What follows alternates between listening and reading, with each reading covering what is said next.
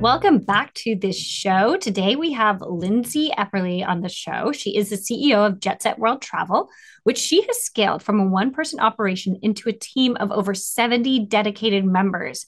She has been named to the Forbes Next 1000 list, is dedicated to fighting burnout and imposter syndrome while teaching others how to turn obstacles into opportunities. So this is going to be a really good one because we have a lot of women who listen and they definitely are very ambitious and are fighting burnout often, right? And like also the imposter syndrome, I don't want to say every woman struggles with it, but like definitely women business owners, I think struggle with it a little bit more than men. So I'm really excited for this. Thank you for being on the show. Gosh, thank you for having me, Kiri. I agree. I think that there are such unique issues that females face, especially when we're in business for ourselves. And I'm really, really passionate about those and excited to dive in with you. Why don't we just dive into that then? Let's talk about that right now. Like why do you think that women push themselves so far, like so hard, and then they also hit the imposter syndrome and then they burn out? Like there's these factors that I think women just try to take on so much. And why do you think that is? Yeah. I think as an individual who is a people pleaser by nature, and from a slew of other women that I've talked to who kind of resonate with that, I think some of it starts there, right? It's just this a little bit of a need to hustle for self-worth if we don't identify that our self-worth is actually separate from our success. And at least that's the trap that I fell into, right? Like I kind of bought into society's definition of success, and I had only ever known an upward trajectory, which meant that I was successful, right? Like that was my self-worth. And it really took hitting a very significant roadblock in my business that leveled us, that felt like a season of failure for me to realize, well, just because the business might be failing doesn't mean that I am a failure, right? Like it took that to separate that self-worth. Which is why I think that happens to women more so than men. Not that men don't experience these things. I have the pleasure of interviewing a lot of individuals on my own podcast that is focused on imposter syndrome, and it just manifests differently in men. Yeah, I mean, I think too, I struggle with this. Like I really do with what you're saying. And I did you have to go to therapy over it at all? Or was it just like, did you just end up with the leveling of your business, getting really good life lessons? Both and I am a big advocate for therapy, and I wasn't in there just because of the leveling of the business, right? I'm in there for all the reasons that anyone should go to therapy because it is a life-changing exercise, and I've been doing it for years. But yes, like the conversation, especially when we talk about something like imposter syndrome, because I got into my industry when I was 19 years old. And I had a lot of imposter syndrome then because I started as a luxury travel advisor, and I did not grow up in luxury travel by any means. Like the nicest thing I stayed in was a Sheraton, which is still very nice. But then I'm all of a sudden selling Four Seasons to higher end clients and going, oh, what if someone finds me out? And so like the imposter syndrome started early as I was just like waiting to be tapped on the shoulder at a St. Regis to be told, you got to go. You're not really belonging here. And I thought, well, the more I succeed, the less that voice will occur. And what wound up happening was like every iteration of my business or of my career, when I would step into a new role of leadership, the imposter syndrome would kind of come back with a vengeance. And I think that the misconception is, well, I'll become more proficient and it will go away, which is true if you are staying in the same role for your entire life. But if you have any desire to branch out and try something new, to get yourself out of your comfort zone, then I think it's only natural that you start experiencing a little inner critic. And a lot of times our society tells us, well, just shut it up and move forward. And I think that there's actually some, I push back on that and feeling like, let's actually honor the fact that it's here, because if it wasn't here, it would mean you're not doing something big and exciting and nerve wracking. And so let's honor the fact that it's present and not necessarily believe the criticism that it's saying, but know that if imposter syndrome's here, you're probably doing something right. I like that point of view that you're doing something right because you're doing something big and exciting, like you said, which is an interesting take on it. I don't think I've ever heard that. And for me, it comes in waves. Like there are times when I'm totally confident and like a few months where I'm like, oh, I got this. And like things are just rolling smoothly. And then when things kind of go at that, like I have to work a little bit harder to get clients, I have to work a little bit harder to get recognition, all of that, it starts going like, what am I doing here? Why am I even Yeah. doing this? What is this? What's the point of this? Should I just give up and go back to what I know? Which is like that lower level, right? Like when you're not scaling and trying to push yourself further. So I agree with a lot of that. And I was asking about the therapy, full transparency, because last week I was like, you know what? I think I need to go to therapy again. Like I had stopped for a little bit and I was like, I think I need to go because I'm attaching my self-worth again to my business and the results of my business. And again, there are times where it's okay. And then there are times when it's like I'm totally relying on that. And I have that thing where I'm like, but if I make more money, or if I do this, then I'll be happy, and then I'll feel like these problems will go away. And they don't, honestly. They Yeah. don't.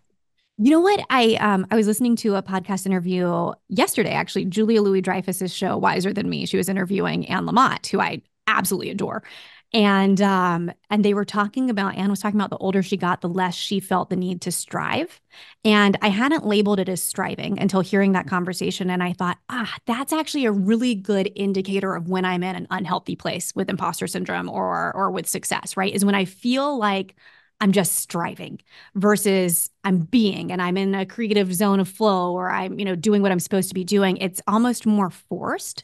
And so good for you, Carrie, for recognizing when you need to go seek help for that, because the dark side of that is if you don't and you just let it kind of like burrow into you and it manifests in like different ways down the line. And so I do think you can find a healthy place without having to have your entire life leveled to figure it out. But so I think therapy is the way to do that. And I think it's true that our society also presents this like, well, if you have money and success, your problems disappear, which no, of course not. Of course. And you hear people and psychologists saying like that's not the case. Like people commit suicide all the time when they, are very wealthy, and Yeah. all the time, sorry. But like, that happens. There are just as many unhappy people who are wealthy. And our brains are like, no, no, but you won't be you. And so it's true what you say, like you gotta really work on yourself to remove that. And I think as women, especially women entrepreneurs and business owners, like for every woman, it's probably different. There's some women who might value their looks, or they might value like the entrepreneurship. They might value that they're the best mother and they do everything. I don't know what it is, but I think every woman kind of struggles with that a little bit. So I'm glad we got to talk about that. So let's start with my original first question. If you could tell yourself one thing when you started this entrepreneurial journey, what would it be? If I could think back on that, and I started when I was 19. I'm going to be 35 on Friday. So I've been at it for a little while. Thanks. We were just talking about that since your daughter and I share our birthdays nearly. If I could go back to myself in time, I think I actually learned this advice halfway through and I started trying to live by it a little bit more, which was what would you do if you knew you wouldn't fail? And so I would give myself the advice of it's all going to work out, stop the striving that there is only one right way to do it. You're going to figure it out. It's going to work out, whether it's your way or another way. And so I think for a long time, I really lived in this like hyper fixated, it's my way or no way. That's what kept me from learning to delegate well for a while. That's what kept me from taking partnership for a while. I'm an only child and very independent, if you can't tell. And so there's just so much of that like myopic view of it has to be this way and it's my way. And so if I could tell myself starting over again, it's okay. It's okay if it doesn't work out your way. It will work out. And so just to trust that you're putting in the hard work, you're showing up, there will be seasons of failure, but it does not mean you are failing. Now, what if your business actually completely failed? Okay, like completely, like, and you didn't get through whatever ruts. Would you still feel like that? That's a really good question, because for me, it was an 18-month span of being in the red, and we could have thrown in the towel at that point and said, this is a failure. So for listeners, I own a travel agency, which is not a recommended business during a world pandemic. That is really hard stuff. So, so there was a season where I really, and I really felt like, oh gosh, is it over? Is this it? Is this where I throw in the towel? And what I learned during that season was it kind of, to answer your original question, I think it makes a difference where you place the bookmark. And so if you're in the middle of the chapter and you're saying, this is where it's ending, and the hero's journey, you're kind of like right on the cusp of the climax and you're like, this is where it ends, then maybe I would have felt differently.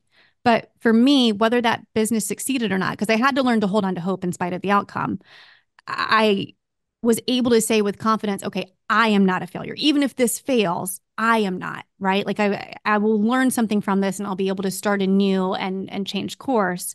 So I guess that would be my encouragement for anyone that's in that kind of seat of saying, well, my business did fail. And so what do you make of that? It goes back to that separating of self-worth from success, and determining what story do you want to tell? Did it end there or did you keep going? And so if you kept going, then I don't think it's a failure, even if you didn't keep going in that specific business. I like that. So to talk about your business a little bit, Jet Set World Travel, you said we scour the globe in search of hidden gems and alluring cultures that inspire perspective and deliver bespoke travel that transforms. So how do you separate yourself from a standard travel agency, which I know a lot of them tanked during the pandemic and did not come back? Yeah, I mean, there have been so many seasons of travel agencies nearly becoming extinct between the birth of the internet to Mm. 9/11 to, like all these. Airbnb and Verbo rise. Absolutely, absolutely. Yeah. And so the reason that agencies are even now called travel advisors is because it's moved to this less transactional and more relationship based business. And so when I entered into the industry at 19, I was very, very young for the industry at the time. Now there's a lot of new talent that's young. I feel like an old hen in the business now. But at the time, I was like, I think that there's something here. Like, I think I can modernize and innovate the way that we're doing business and that we could actually appeal to my demographic, which is millennials. And so that was kind of something that set us apart from a traditional travel agency. We started as a virtual company prior to virtual companies becoming cool during the pandemic. So luckily we had a bit of a head start on this thing called Zoom that no one had heard of. And instead of setting up a traditional brick and mortar where people walk in and they say, I want to Yep. book a flight to Indonesia, and then you just kind of transact. Like, this is really about relationships, getting to know the clients, finding out what their needs are. Where have they been that they've liked? Where did they not like? What does the husband want? What does the wife want? What do the kids want? Like it's like 90% therapy. So it really is the intimate relationship that our team is building. They're specialists in the clients, not necessarily the world. They know the world well. We have great connections throughout the world. We will make a dream trip come true, but we really, really get to know the clients. And for everything, do you book hotels or do you book like any kind of like Verbos or Airbnbs and whatnot? So when it comes to accommodations, it's specifically going to be hotels, villas, things that we can vet either personally or through our partners, which you can't with an Airbnb or Yeah. VRBO or something like that. Do they pronounce it Verbo these days? I should probably know this if that's technically. I think it's Verbo. I don't know where I I think you're got right. that from, but I think I saw it on a I think commercial. it's on their ads now. Yes, now that you say Yeah. that, I think it is pronounced Because I Verbo. used to say Anyway, VRBO all the yeah, time. And then I feel like recently I was like, oh, Verbo. Interesting. Okay. hilarious. So Okay. anyway, I wouldn't know because we don't work with them, but we do work with 4 and 5 star hotels, villas, cruise lines, tour companies, you name it, across the globe. So that way it's a quality controlled, vetted product. And we Mm. have relationships that we can make sure our clients are taken care of. So, not just if things are going right, where we're making sure our clients are known to that hotel's sales team and management team before they arrive, but also, God forbid, something goes wrong because so much is outside of our control with travel. We have strings we can pull to make sure our clients are really, really accommodated.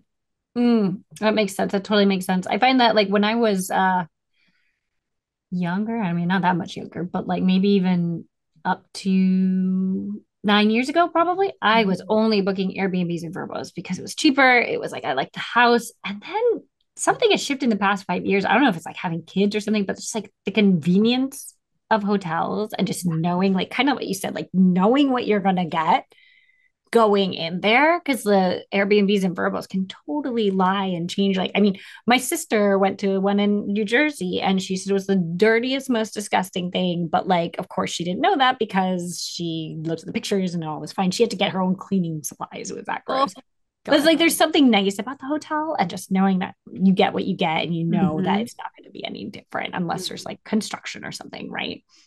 Right. Well, Um, and I think that speaks to kind of like the season of life people are in and what their needs are. And like our ideal client is an individual who really values their time because they don't want to spend time researching this and they value someone else's expertise that specializes in travel, right? They don't want to just listen to some random person on TripAdvisor who maybe had never left their hometown and said it was great because they're going to have different expectations. So I really think it's for individuals who are like, I don't want to get this trip wrong to what happened with your sister.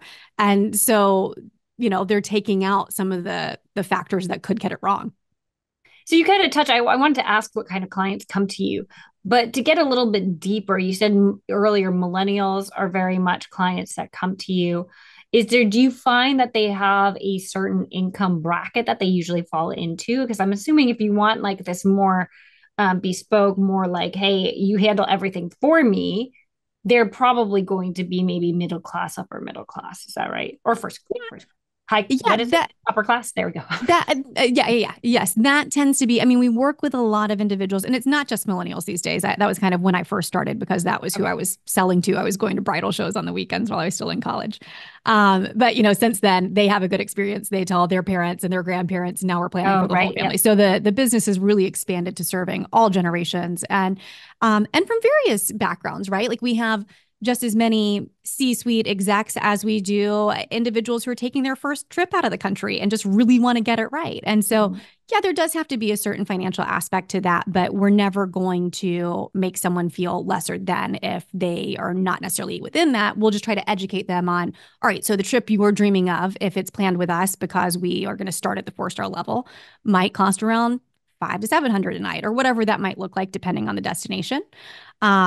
So we really just try to educate people because they don't know what they don't know. And sometimes someone has this dream in the back of their head and they don't realize like that dream actually exists in a totally different part of the world. And we have to redirect to say, well, if you really want to stay in an overwater bungalow, we're not going to send you to Bali, right? Like it's going to be a destination that has these. So we're just really constantly assessing a client's needs and trying to figure out a way to make those happen for them.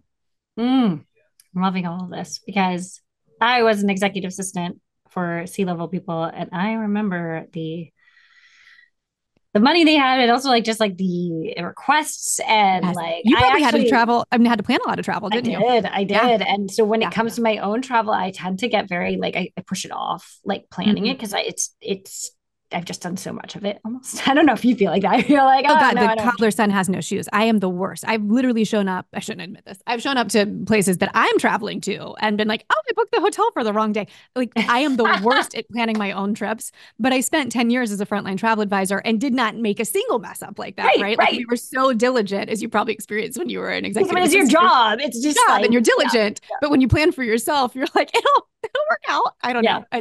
I actually use my team now to plan my travel because I'm so notoriously like, and you don't want me to plan your travel. I said as the CEO, I don't plan travel anymore. The team excels at it. Yeah. Do you ever have people who I don't know if this is an option, but do you ever like plan out everything for them and they can book it themselves as like a cost effective option or no? No, not with it. We've actually in earlier days of the agency as we were kind of evolving, we did consider more of like an optional DIY package. But to be honest, our bread and butter is when we are able to really get in deep with what a client is dreaming of and the more they can trust us, the better that trip is going to go off in terms of like what we're bringing to life for them, right? So we do have some people that come to us and they're like, here's my full spreadsheet of everything I want. And sometimes that works out okay. A lot of times those are individuals that might be better off doing it themselves because they're kind of a control freak about it. And I get that. I am like, president of Control Freaks Anonymous. I totally understand the need to maintain the control. I think there's a beautiful balance that we can do with those who want it, but also want the service and the expertise. So as long as the client is looking at the advisor as someone that is advising and not just transacting, again, it goes back to that relationship, then I've found that those are really the more beautiful trips that we're able to pull off. Yeah, I think I was just thinking of it because my friend went to Japan and he had someone who actually did the whole itinerary and everything. He just had to book it. She just created this like based on what you want, what you're looking for. Because he was like, I'm a single guy, never been to Japan. Can you tell me what should I hit? Like, I don't want to do more than one thing a day. And she just was like, boo, boo, boo, boo. And then but then he had to book everything. So Yeah. that's why I was wondering if that was something. I have seen some kind of more influencers doing something similar to that because they might not have the back end of a travel advisor who has the ability to book hotels. Like we actually have something called an IATA that actually connects us to the hotel systems, et cetera, et cetera. That's how like we get paid. Like that is, so what you're describing. I know what that is. I see that. Exists. I've seen that when booking. Yeah. Okay. So exactly right. Enter your IATA here.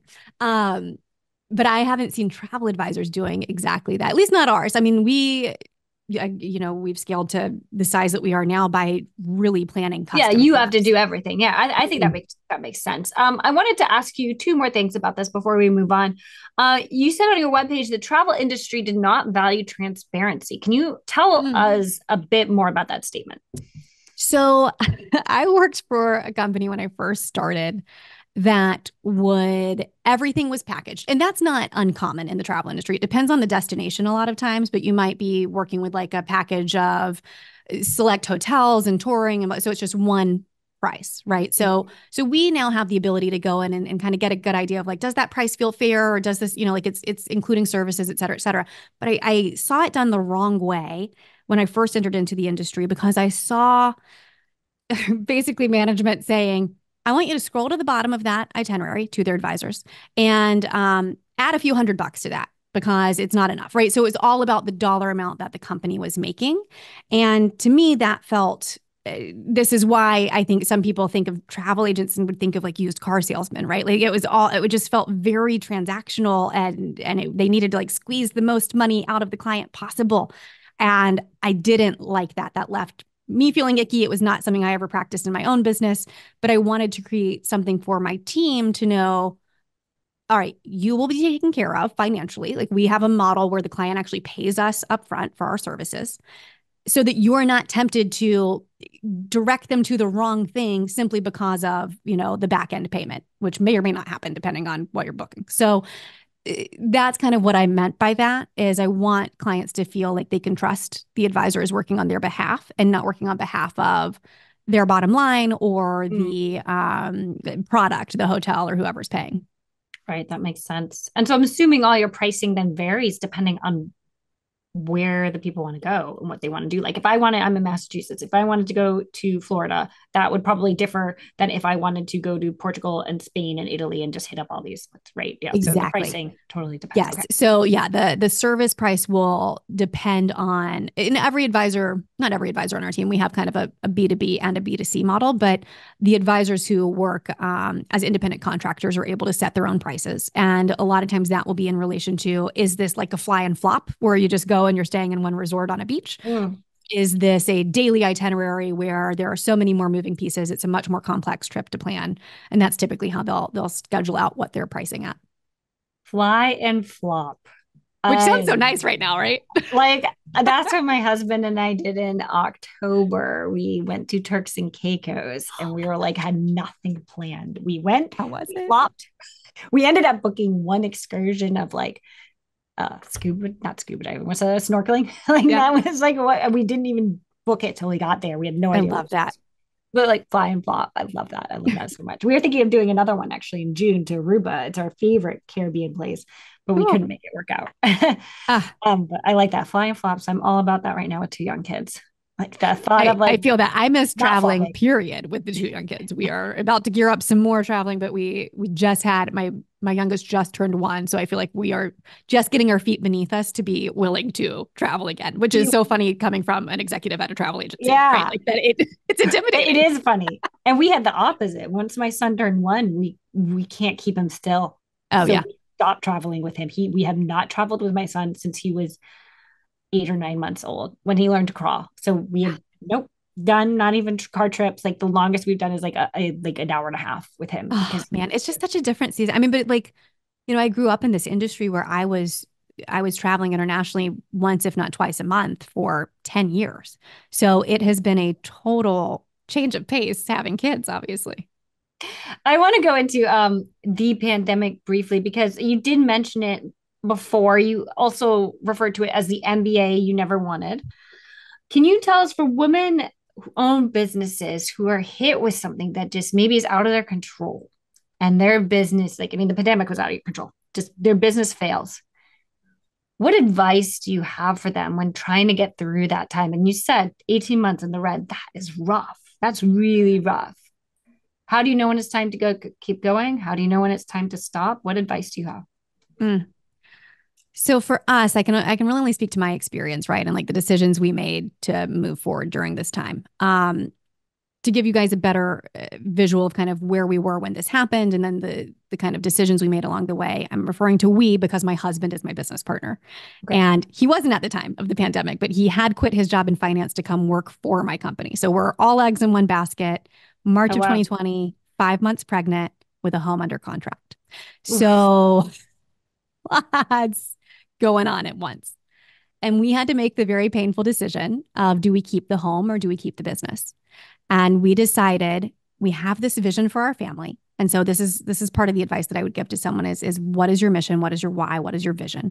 So we have this vision for our family of freedom and flexibility that comes with running a company together. And we know that this is a company that we love. We know that this is a company that if it survives the pandemic, it can and will grow because of what we want to do with it through the pandemic. And so we just made the decision, we're going to walk away from the home so that we can keep the business alive. So we luckily had a bit of a savings to rely on.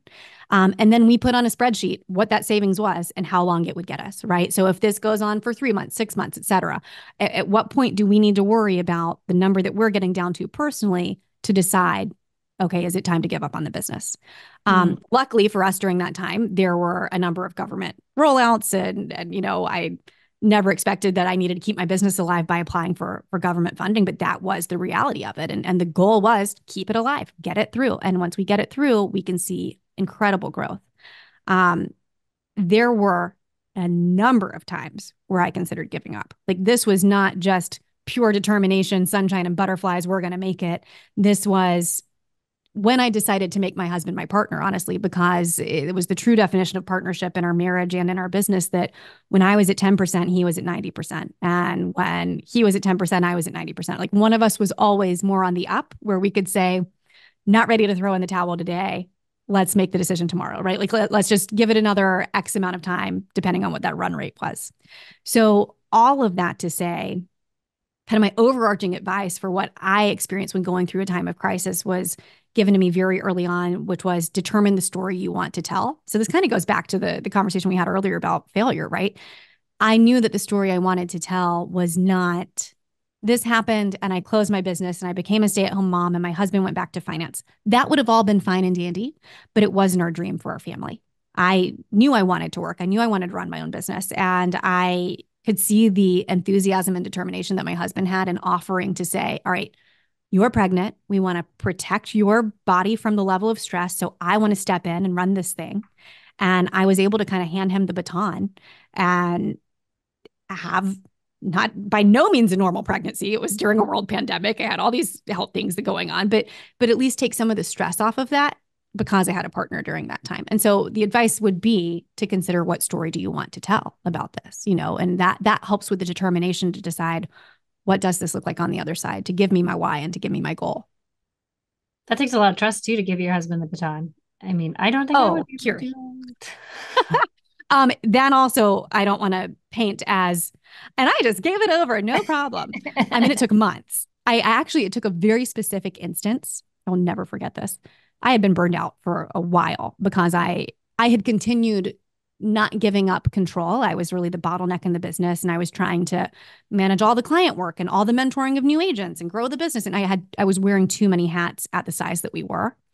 And I was really burned out. And this was like halfway through the pandemic. And I remember telling my husband, so listeners, I have in my imaginary hand, my hand's real, but this is imaginary. It's an imaginary match. I was walking around with a match lit.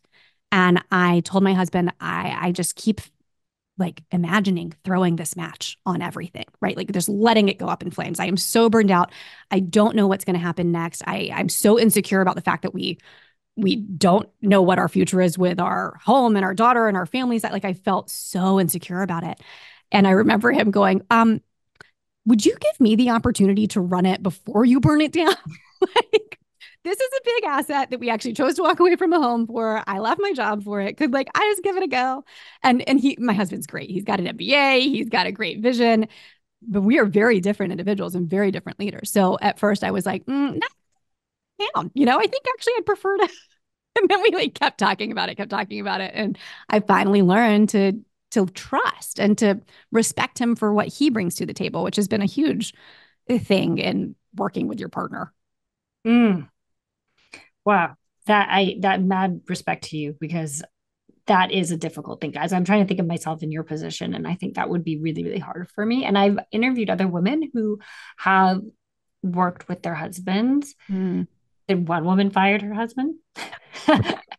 Other women have made it work, and they really figure out that balance of what one does as well as and what the other does better, and they can figure that out. I think that would be hard. Well, especially if it's a business that you founded. So for me, I founded the company. And so it was my first baby. And I unfortunately think there's a reason there's a whole founder syndrome thing and all that, the toxic tendrils that happen with that baby that you have founded, so you're in this relationship with your partner, both at home and at work, but you're also in this relationship with your business, which you are correct that there are just so many dynamics at play that make it really, really hard to say, I'm going to trust you with my first baby. Like that was, that took a lot of therapy since we were talking about therapy. Mm, mm. It's funny you say the baby, right? Because like I had a client with pre-kids when I was freelancing and she didn't have any kids. She wanted kids. They were just not, they just never happened for multiple reasons. And she was like, but my businesses are my baby. And I'm like, she had three. And I was like, that's not really your baby though. And then after I had kids, I was like, but it is. I get Mhm. it. I get it. Because your mind is always on it. Just like your mind is always on your children and wondering like, how are they doing? And what are they doing? And your mind is always on your business as well. So in that sense, in a very real, energetic way, your business is a little bit of a baby. And I Oh just my remember that gosh. revelation, like, and me being so judgy before having kids and like, no, it's nothing like having a kid. And then I totally flipped on that. I was like, kind Oh, of it's a is. lot. Yeah. Well, It and is. you know what I think too, what I've realized in kind of scaling this from a one woman show to what is now like kind of mid-sized business is that it is a lot like having a baby in that if you keep that baby from growing because you only want it in its newborn stage, you're going to do a lot of damage to that baby and to your relationship with that baby. Mm, And so, in the context of this analogy, which is the business, for so long, I was trying to keep it to its infancy and it was growing in spite of me. And I was not growing with it as a leader until I started realizing, oh, it wants to become a toddler and it wants to become a preteen and it wants to, like it wants mm, to grow. It's a living, breathing organization. So that has been a game changer for me is viewing the business through that lens. that's really interesting. I've never thought of it like that. That's really fascinating. I like that. I'm gonna think about that from now on. So since we're talking on the subject of babies and children and all that, how do you manage your business and your personal life now that you have Mm, two kids and your husband's working in the business as well? yeah. I really rely on help. I think that there is no shame in delegating your needs. I am not a better mother because I'm doing laundry. I am able to bring in help for that. And I am not a better business owner because I am solving every problem in the business. So I'm able to bring in a leadership team for that. So growing the business thoughtfully to where it no longer rises and falls on me has been a really high priority as I am in this young season of motherhood because I wanted the ability to be there for my kids at all costs, right? I didn't want to have to be choosing between my my child has a sick day and I want to be there to be the one to hold her and my client is about to light us on fire because of something that went wrong and I've got to answer this phone call. Like I didn't want that kind of tension. And so I was diligent. And when I say I actually mean we, because this was something my husband and I decided together. And again, decisions around making him my business partner as someone who I do trust to run the day to day of the business. We were very thoughtful about that strategy and that growth. And then we were thoughtful about the leadership team we appointed to be able to handle some of these things so that I did have more flexibility. And I do have that flexibility now to go between wife, mom, CEO. Mm, hmm. And what do you think are the best time management techniques when you are working and when there's stuff going on and the kid is sick and everything's falling down on mommy? What are Well, some time management techniques you've learned? I would separate this into two buckets. There are the time management techniques that work because you are in a routine and they work because your kid is not sick and their childcare has shown up and everything is going well. And then there is the rest of the time where you just feel like you're struggling to keep your head above water. And I don't have any techniques for that. So I'll speak only to the former. Uh, we all have those seasons where like it's a month-long sickness in the household and there's just nothing you can do about it. But we've had Um, two this school year. I Oh my totally. God, it's so difficult. And in the thick of that, I have this horrible problem of thinking like life is never going to look the same. Yeah. And I just like start catastrophizing. But in the day to day where life is good, where like knock on wood, you have, 3 straight weeks with no one being sick and sent home from school. I love time blocking. That works well for me because I also am a very creative person. And so I like to, and like I recently launched this podcast that's somewhat in tandem with Jet Set, but kind of a side project and hobby of my own. And I like to have like chunks of time for creative flow. So I'm a big time blocker of, all right, I know that I work best in the morning. And so I don't schedule meetings for those first 2 hours. And those hours I really block off for letting the creativity come and making decisions around the podcast with Who Made You the Boss, as well as decisions around Jet Set and casting the vision. I really enjoy setting direction and intention for the company. So if I'm in a state of creativity, I can do that. So that works well when the kids are not homesick. You cannot block off those 2 hours for when they are, and you're just purely trying to survive. Mm, sounds like you're saying like also work in your zone of genius. Like if you Mm, know that you're creative in the morning, that's when you should be yeah. focusing on that. My Yes. mornings are best for like admin tasks, honestly. Mm, Like 2 to 3 hours just doing like admin tasks is like I just better get that done. The stuff I procrastinate on is pretty much what I mm. should be doing in the morning because that's when I have the most like energy for a Yes, that's larger the whole task. eat the frog thing too, right? Like just Yeah. get it done. Yeah. Yeah. I fully believe the zone of genius is, especially as a working mom, you have more limited hours and you have a better clarity around what your priorities are. So I try not to just sit and waste time by doing something that I know is not going to move the business forward, right? Like I really try to be intentional about what am I working on and will this make an impact? Of course. Yeah. I have people who tell me often like plan out your top three to do items. One has to be something that is moving the needle forward and something that might bring in revenue, like Yes. out of all top three. And so I always think about that the night before, like what am I going to do? What is going to bring the business forward, Mm-hmm. etc. Mm-hmm. Um, you have quite a large team. What are some mistakes and challenges you've had when hiring? Mm. Um, Probably that I was the one doing the hiring, and I don't think I'm the best at hiring. Now my husband does it, and he's really good. Why? Did Which you like everyone or just yes, I dislike just want to be everyone? friends with everyone. Okay. It is my fatal flaw is I like people. I like getting to know people. I that this was the part of business that I never really developed the like, but it's just business side of, right? Like it's the people part. Actually, I would say what I've learned recently, because for a while I was really down on myself about that. I'm just not great at hiring or managing people, or but I like leading, and I was really like, well, gosh, I guess I'm not a great leader if I'm not good at managing. And what I've realized very recently, maybe everyone knows this, I was like last year when I realized leading and managing are two different things. Yes. Yeah. And so that was a good revelation for me to realize, wait, why am I trying to solve this like HR nightmare just because I own the business or because I'm CEO? I'm not equipped to figure out this side of it. And Jeremy and I remember we were like 8+ hours into like an HR thing that was derailing our week. And we both just looked at each other and we're like, why are we judge and jury? Like why we're actually a biased source because we sit in the company. Like, why are we making some of these decisions? So we actually decided to start outsourcing HR until we can eventually hire someone there, in realizing that in doing so, we're actually bringing ourselves up to becoming better leaders because now we're able to focus on leading the company and not managing,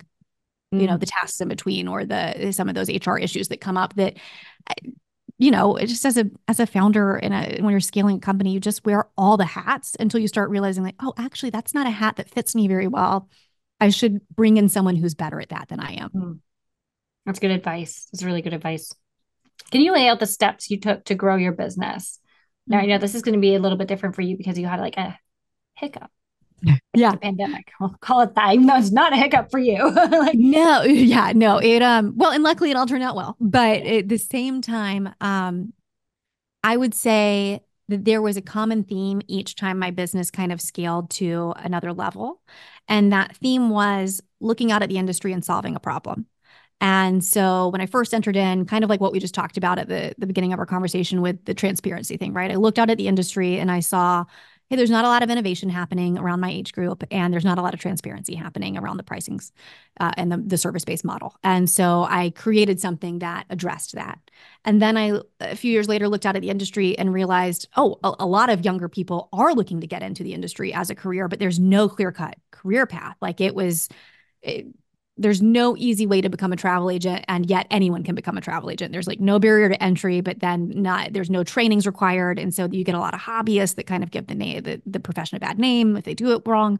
But then you get people who are eager and excited and would be great fits, but they have no idea how to get training. So I solved that problem by creating a mentorship program. And then that mentorship program really grew in demand. And I started realizing, wow, we have something here. And so I decided, let's solve that problem by creating kind of the company that I always wished that I had, that helped me scale and build my business and build out a team and all of these things that have to do with being a business person, because our advisors are business people.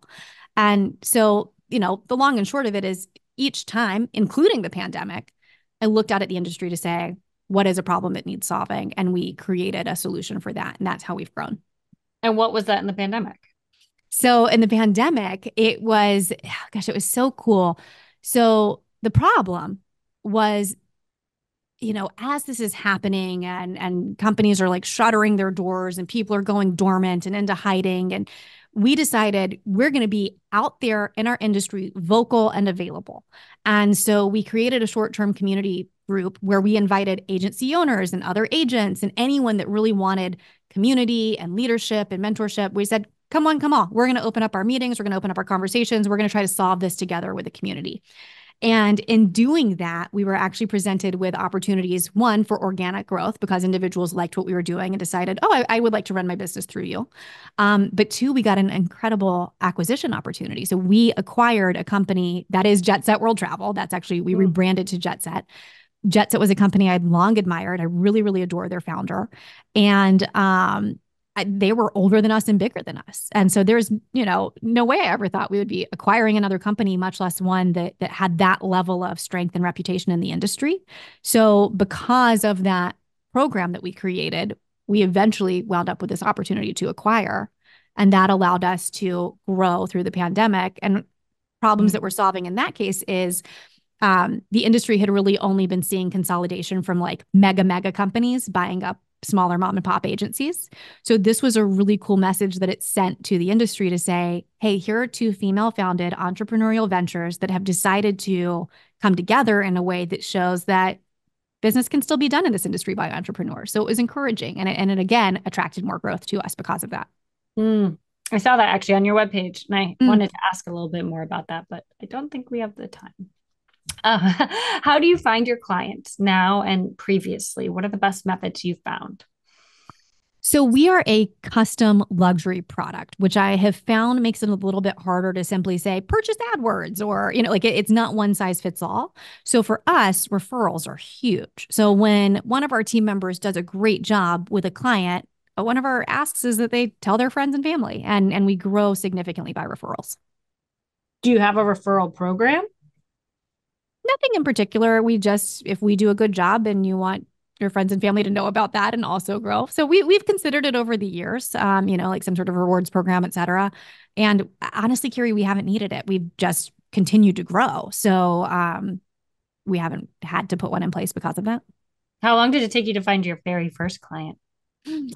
I will never forget because I was 19, went to a bridal show, and I got to I was representing Sandals Vacations at the bridal show, and I got to book a client from that show. So it didn't take me long because I went to a show where people were looking for honeymoons, and yeah, I guess it took me a couple hours on a Sunday standing there and promoting Sandals and my services, and got to book them from that. Nice. I've never done a Sandals, but I've heard good things. Tell me, if you're allowed, you can change names, about a client or customer that wasn't happy. How did you rectify that situation? I mean, it definitely happens. I'm trying to think because it's been about 5 years since I've worked, on the frontline side of things with clients. But God, for the 10 years that I did work with clients, there are a number of things that make people unhappy. You would think if they're going on vacation, they would be thrilled, but if you're unhappy in life here, I get upset about little things. My husband gets annoyed at me because he's like, we're on vacation. Can you just be thankful and grateful? I hate that.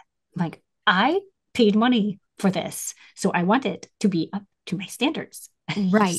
And there are kind of two categories to this. So maybe I'm not even thinking of a specific example, but more of like, can we solve this because the individual has a reasonable request, right? Like you paid money for this and it was not up to standards. Like that is a reasonable request if the service has not delivered your room service order because they completely forgot. Like that's not okay if you're paying for it, versus, well, I imagined that it was going to be a private butler and, for my $100 a night or whatever, like it just something like, we're like, well, we never told you there would be a private butler, right? Like there's reasonable and then there's unreasonable.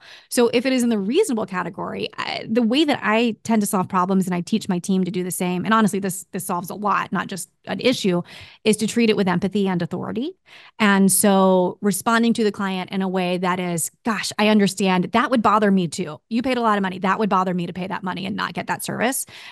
And authority being, here's what we can do about it, or here's the connection I have that I'm going to call on. Here's something that I can show you my profession and my professionalism that is going to work on your behalf as your advocate. By employing those two things, we've always been able to solve problems if someone is reasonable. Mm-hmm. Mm-hmm. I had a private butler once. I was in corporate and we were doing a big show or conference or whatever at this Ritz-Carlton in Orlando. And it was my first time at a butler. And I was like, because I helped run the show. And he was the greatest. Amazing, right? It was like, oh my gosh, he was so attentive. He was so kind. I was like, I can't remember his name now, but I remember like asking the littlest things, and I'll solve it for you. And I was like, yeah, I need this into my everyday life. This is great. There you go. There's an experience that lived up to what you paid for. Well, I didn't pay for it. My company paid for it. The company I was working for paid for it. So it wasn't me. Can you get private butlers on like personal occasions? You probably have to pay quite a bit. Yeah. Right? I mean, there's like, especially if you're doing like a villa stay or something like that, like that's a service you can add, or that oftentimes will come with a villa. Certain hotels do it. Sandals has kind of commoditized it in terms of like, that's just part of their program. But I would rank like more of the 5-star hotels, like something like a Ritz that you experienced. Just depends on the level that you're booking and the type of property that you're booking. Good to know. Yeah. All right. So what's advice if you could distill down for women who are trying to grow and scale their business? What advice do you have for them? My greatest advice was from my business mentor, and it was because of the timing and the nature of the advice, which was in October of 2019 when she told me the tighter you cling, the slower you will grow.